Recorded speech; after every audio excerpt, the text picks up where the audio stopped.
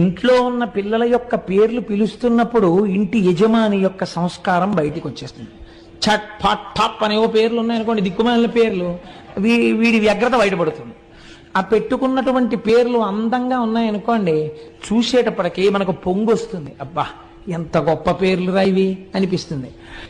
పురాణ పరిశీలనమునందు మనం జీవితంలో నేర్చుకోవలసిన విషయాలు అనేక ఉంటాయి.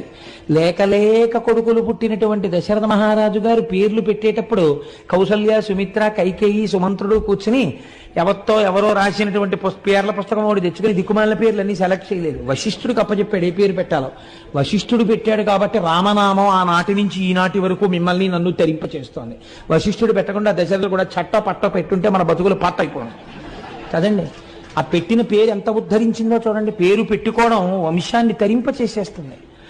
పేరు పెట్టి పిలిచిననైనా విశ్రామ కేళినైనా మిగుల గేలినైనా అంటారు పోతన గారు భాగవతంలో. తెలిసో తెలియకో